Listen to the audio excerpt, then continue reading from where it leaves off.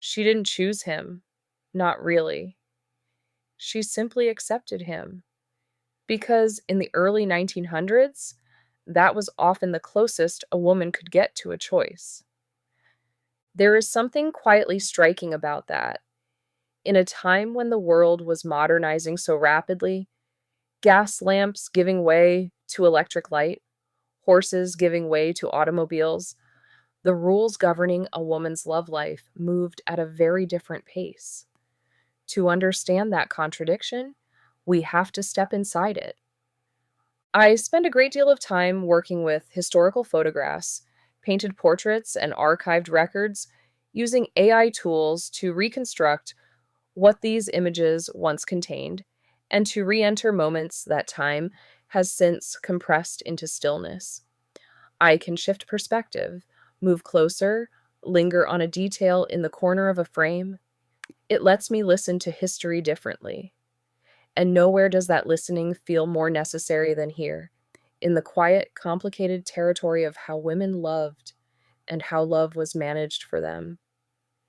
Picture a room in the late 1890s, spilling into the first years of the 20th century. Heavy curtains and a piano no one is playing, the smell of polished wood and cold tea. A young woman sits in the parlor of her family's home. She is between 18 and 20 years old, the expected age for what was formerly called coming out into society.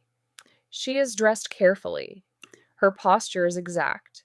She has been preparing for this afternoon for longer than she would admit. A gentleman caller is expected. He has made arrangements through a mutual acquaintance as the rules of the time required. A young man of respectable standing would not simply appear at a woman's door. He needed a formal introduction first, a social bridge built by someone both families trusted. Only then could he request permission to call. He arrives. They sit across from each other in the parlor, her mother nearby in the room. Conversation moves carefully.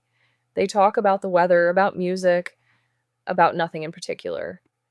It would be unusual for her to speak too freely. The etiquette guides of the period were explicit. A woman should listen attentively, offer measured responses, and never appear too eager. And yet she is watching, she is learning, because this moment, this careful, supervised exchange, is one of the only windows she has been given to see who this man actually is. Chapter 2: The Season and the Stakes. If she was lucky enough to belong to the middle or upper classes, her opportunities to meet potential suitors followed a predictable rhythm tied to the social calendar. Balls, charity events, church gatherings, and family teas were the primary venues where men and women were permitted to interact. Each gathering was an occasion, and each occasion carried weight. For working class women, the landscape was different, but the pressure was the same. They might meet someone at a church social, at a market, at a neighborhood dance.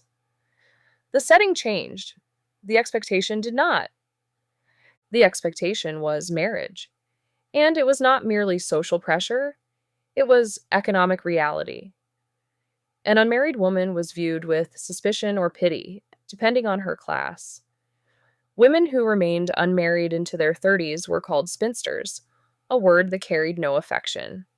Men who didn't marry were seen as immature. Women who didn't marry were often seen as failures. The asymmetry was not accidental. What we might call dating today, meeting someone, spending time alone, deciding freely whether to continue, barely existed. Every meeting was supervised, every gesture was scrutinized. A woman could decline a man's advances. Etiquette gave her that quiet power during courtship. She could refuse to dance with him, refuse his correspondence, turn down his proposal. That refusal was, in many ways, one of her only autonomous acts in the process. But once she said yes, once the engagement was announced, the scales began to shift, and once she married, they shifted entirely. An engagement in the early 1900s was not simply a promise between two people. It was a public declaration a social contract, a legal threshold. Engagements often lasted several years, especially for working class couples who needed time to save. During this period, they exchanged gifts, engagement rings, photographs, small tokens of devotion.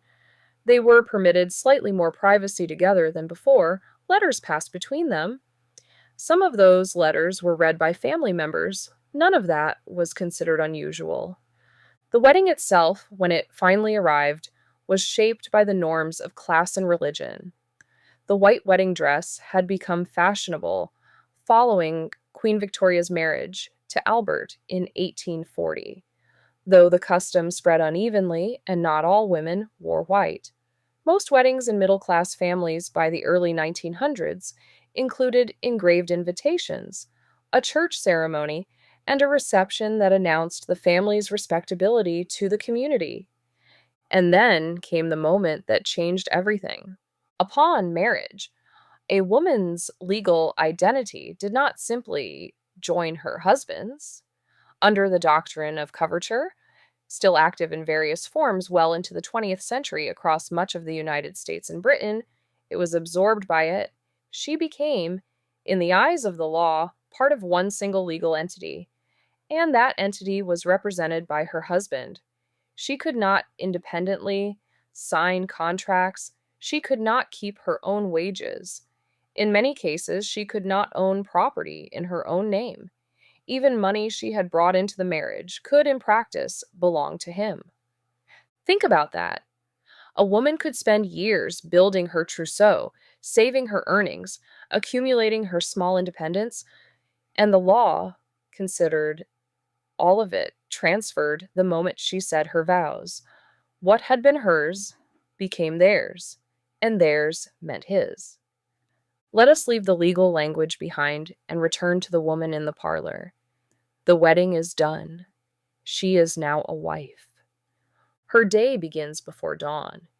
If she is working class, she lights the stove herself, carries water, kneads bread, tends to children who arrived quickly.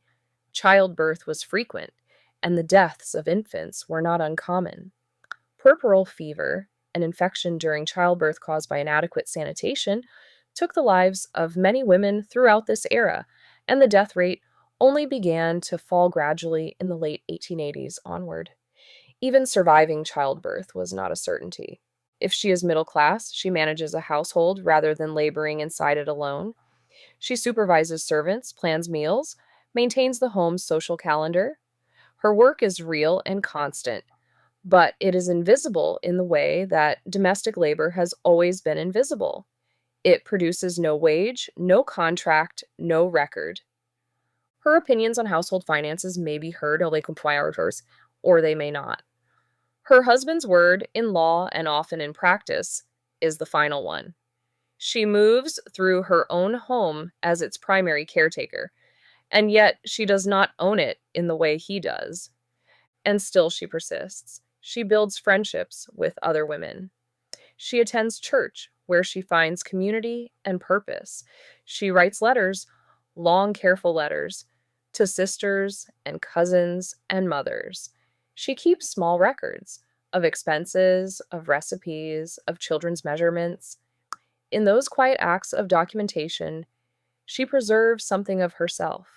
She finds the edges of her own life and presses gently against them. There is something deeply human about that. The way women in constrained circumstances still found ways to inhabit their own stories.